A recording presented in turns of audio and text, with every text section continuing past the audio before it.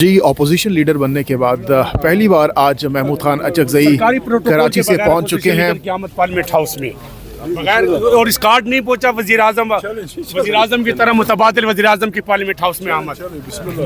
Sir आप मुतबादिल waiting for PM तो है ना सर? वेटिंग फॉर पीएम ये अलामा साहब है। हो गया तैयार हो देख ली वो जारी हो नवाज शरीफ साहब ने कोई फोन किया था आपके तैनाती के हवाले से? पार्लियामेंट में बात करेंगे सर को प्रेस कॉन्फ्रेंस भी करेंगे इस हवाले से? इसके बाद प्रेस कॉन्फ्रेंस करेंगे?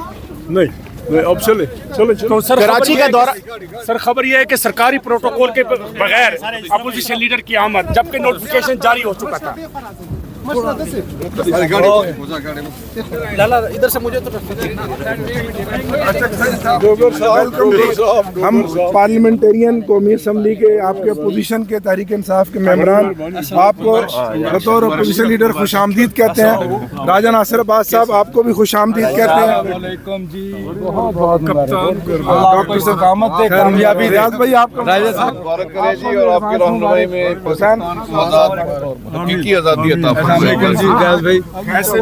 आए सर चले बस आपका इंतजार था, हमने कहा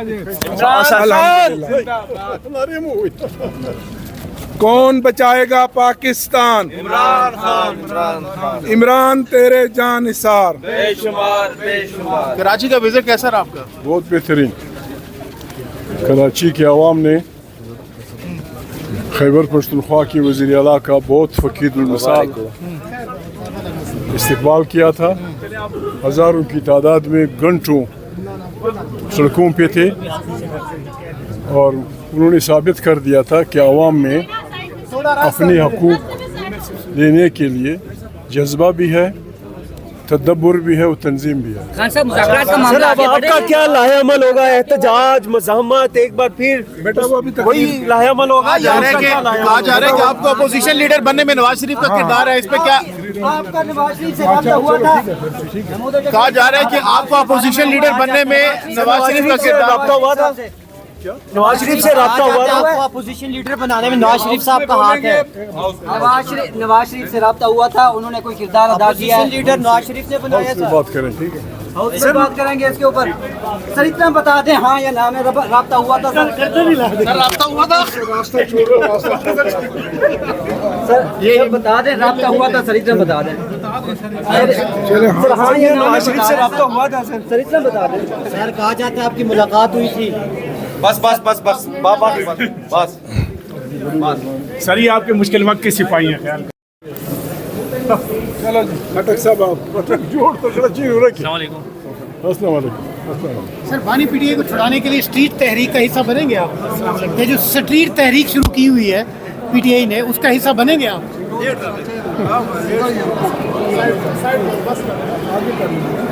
सर खामोशी तोड़ दे। सर आईडीपीज के मसले पर क्या कहते हैं? सर आईडीपीज का मसला। अच्छा जय साहब खान साहब से मिलने कब जा रहे हैं?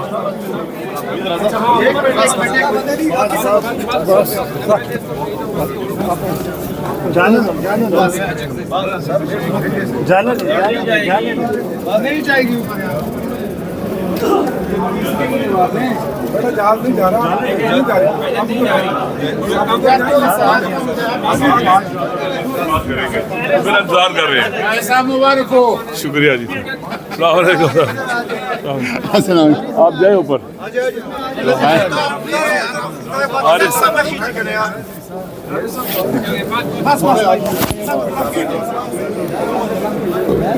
अपोजिशन लीडर अध्यक्ष साहब बतौर अपोजिशन लीडर आप क्या कहना चाहेंगे? पहला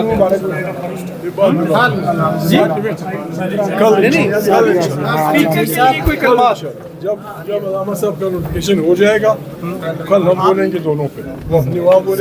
नोटिफिकेशन के हवाले से कहा जाता है नवाज शरीफ साहब ने किरदार अदा किया है। ये भी कहा जा रहा है कि हम महमूद अचकजई साहब की जो तैनाती है उसको चैलेंज करेंगे क्योंकि इमरान खान साहब ने ये फैसला किया था और इमरान खान साहब सज़ा याफ्ता हैं तो वो ये फैसला नहीं कर सकते। आज़म नज़ीर तारा ने भी कहा है कि वो सज़ा याफ्ता जो शख्स है वो सियासत नहीं कर सकते। तो अगर वो तैनाती चैलेंज होती है कानूनी तौर पर, इसको क्या आप करेंगे? मेरा ख्याल है ये मैटर जो होता है ना, ये लीडर ऑफ द अपोजिशन का, आपको मैं एक्सप्लेन कर दूँ आपके सारे सुनने वालों को, क्योंकि मुझे कानून काफ़ी थोड़ा बहुत जानता हूँ। जी। ये मामला होता है इंटरनल सेनेट का और नेशनल असेंबली का, यानी अंदरूनी मामला है। और हमारा आइन कहता है कि अंदरूनी मामलों में अदालतें किसी तरह की इंटरफेरेंस नहीं कर सकती, मुदाखलत नहीं कर सकती। तो अगर स्पीकर ने फ़ैसला कर लिया है और चेयरमैन ने फ़ैसला कर लिया है तो उस फैसले पे अदालत को कोई हक़ नहीं कि नज़रसानी करे।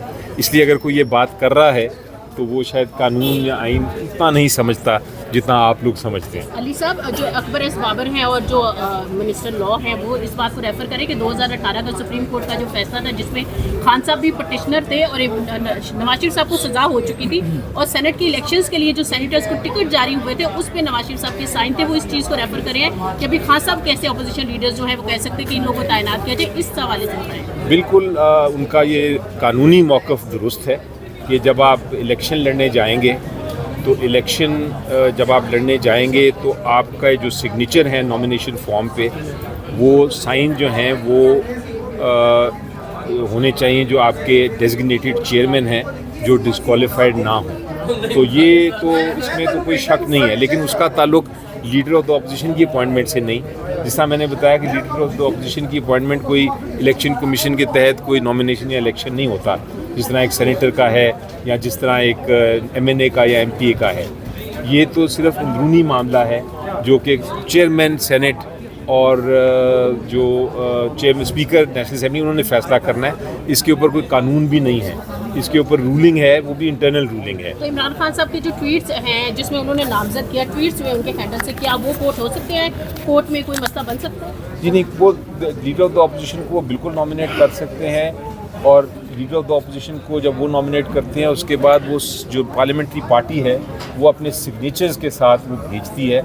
हमने जिस तरह सेनेटर्स ने सारों ने इंस्ट्रक्शंस पे सिग्नेचर साइन करके एप्लीकेशन दी थी, तो वो एप्लीकेशन को देखना है, ये नहीं देखना कि पीछे नामजद किसने किया। सर साहब, आप एक सीनियर कानूनदान भी हैं, पार्टी के सीनियर रहनुमा भी हैं। पटियाला जेल में मुलाकातों में 2 दिसंबर के बाद से पाबंदी लगी हुई है, अभी तक मुलाकातें नहीं हो रही। आप लोग अदालतों में भी जा चुके हैं, पार्लियामान के अंदर भी आवाज़ उठा चुके हैं, तो क्या लायामल होगा अगला? क्योंकि अब आगे जो अहम तैनातियाँ होंगी उसमें तो उनसे रुजू करना पड़ेगा आपको। अब इसका जो स्टेप है ना वो अब मैं इंशाल्लाह आप देखेंगे मैं ख़ुद उसको लूँगा और इसको हमने हर कोशिश कर ली है। हम अदालतों में भी गए हैं, हमने यहाँ भी रेज़ की है आवाज़, हम करते भी रहेंगे, एहतजाज भी करते रहेंगे, लेकिन हमने बार बार करना है। हम एक चीज़ ऐसी चीज़ को हम सिर्फ इसलिए नहीं ख़त्म कर सकते कि हमें नाकामी हो रही है। हमने इसको फॉलो करना है और इसका मोमेंटम बढ़ाना है। तो आप देखेंगे इंशाल्लाह अगले कुछ दिनों में कि इसका मोमेंटम मैं और बढ़ाऊँगा। सर